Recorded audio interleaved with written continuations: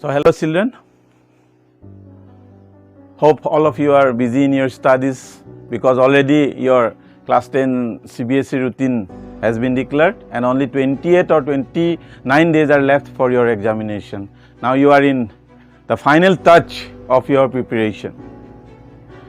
So whatever you have learned from class 1 to class 10, जो भी सीखा आपने class 1 से लेके 10 तक, वो रिजल्ट आने वाला है जिसके लिए आप लाइफ का एक छोटा सा और थोड़ा सा बड़ा सा एक एग्जाम आप देने वाले हैं. That is class 10 examination and that is the matriculation examination. And my dear students, ये जो है ये हमारे जीवन का फर्स्ट पहला हर्डल्स है. ये आप क्रॉस करने वाले हैं. अभी हमें इसे बड़ी ही हंस हंस के और bravery we have to cross that hurdle. You will in your life you will get lot of hurdles and this is the first hurdle you are going to cross. कोई दिक्कत नहीं है, कोई प्रॉब्लम नहीं है इसको क्रॉस करने के लिए. Only it requires some hard work and little dedication, discipline and some punctuality that is required. तो आज मैं आपके सामने आया हूँ just to discuss about some do's and don'ts regarding your examination because थोड़े ही दिन बचे हुए हैं. तो अभी ऐसा होता है हमारा जब हम प्रिपरेशन करते हैं एग्ज़ाम के लिए. अभी सपोज हम मैथमेटिक्स पढ़ रहे हैं, एक दो चैप्टर पढ़ने का बाद फिर मुझे केमिस्ट्री साइंस का याद आएगा. अरे साइंस का तो इतना चैप्टर बचा है, क्या करेगा. फिर साइंस पढ़ने लगा.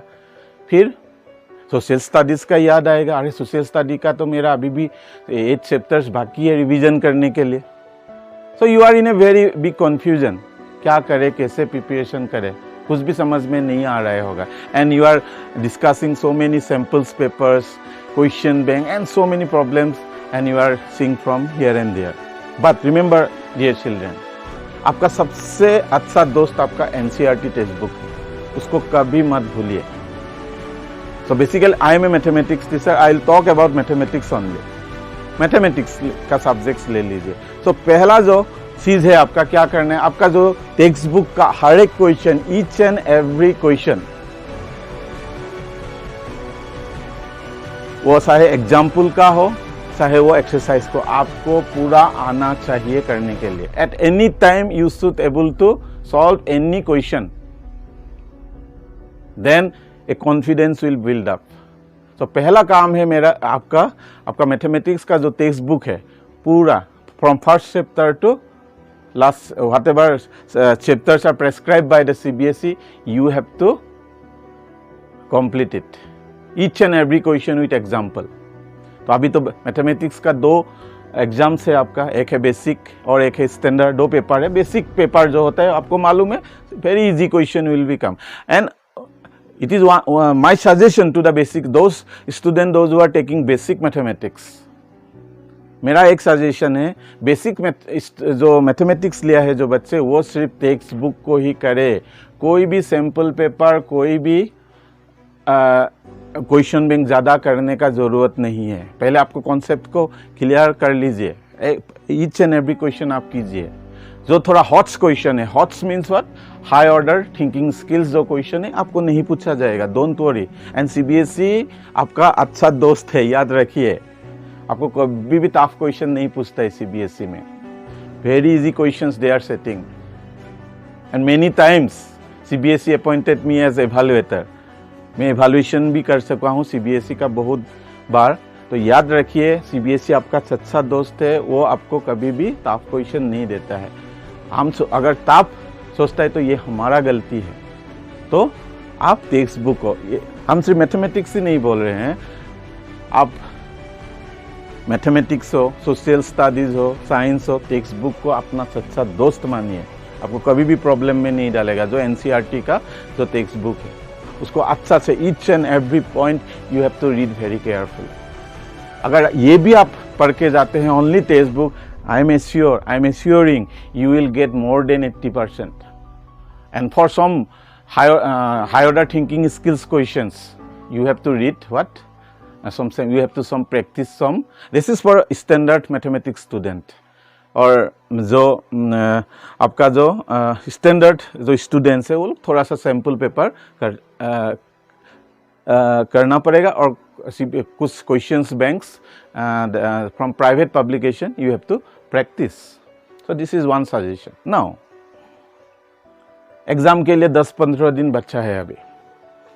आपको ये चैप्टर थोड़ा भी नहीं चेक रहा है, आप नहीं हो रहा है आपसे, आप नहीं कर पा रहे हैं ये चैप्टर को.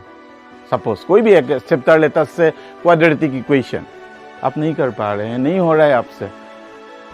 B students are not very good in mathematics, I am agree. तो उसको मेरा सजेशन है, अगर आप 10 दिन 15 दिन एग्जाम के लिए 10 दिन बच्चा है आपको वो चैप्टर आपको प्रॉब्लम हो रहा है, यू स्किप दैट चैप्टर. पहला आपको टारगेट करना है the easy chapters. Suppose first chapter number real numbers, 6 mark will come. Is a very easy chapter and all the questions are coming from the text book only. So आपको वो जो chapter है, आपको जैसे भी हो आपको पूरा 6 मार्क्स लाना है. आपका जो स्टेटिस्टिक्स चैप्टर्स है, very easy chapters I am telling. Sure shorts problems are coming and many things CBSE already deleted. CBSE ने डिलीट कर चुका है बहुत सारा चीज. आप वो सब जो इजी चैप्टर है, पहला target I am telling about the for this tip to that average student, okay, जो मैथमेटिक्स में थोड़ा सा वीक है.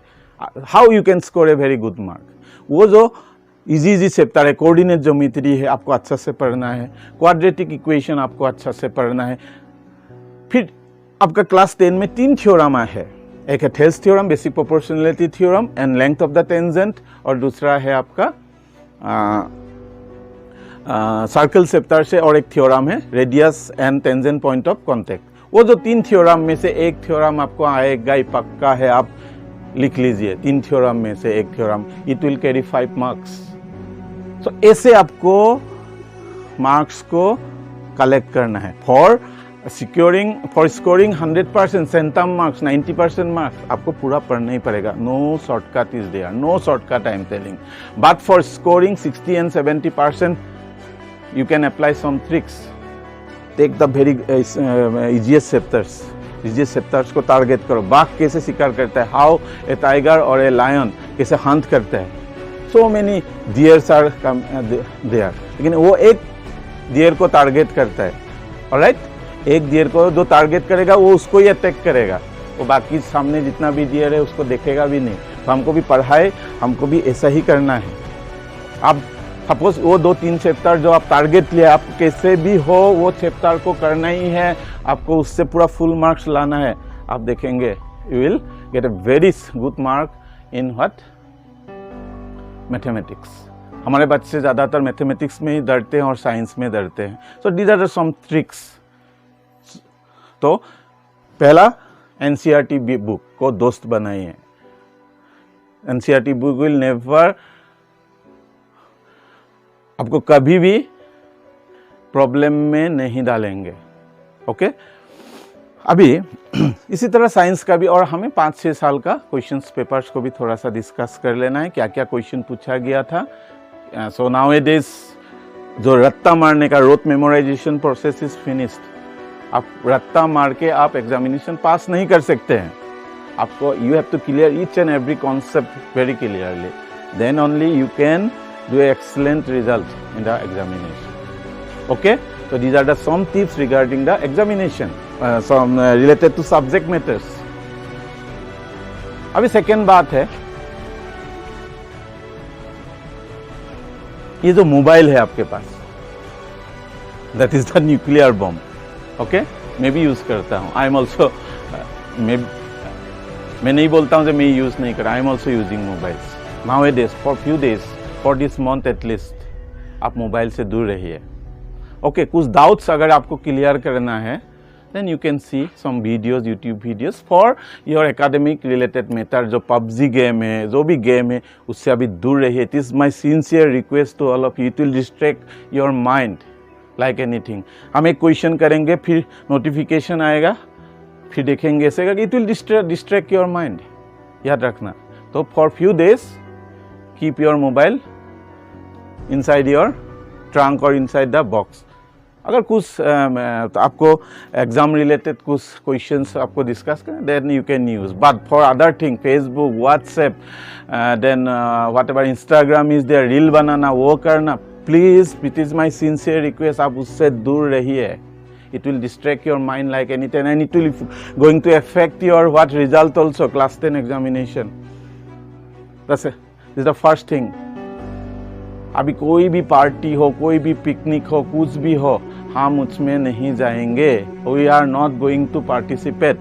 याद रखना, हमें पार्टिसिपेट नहीं करना है. It will distract your mind.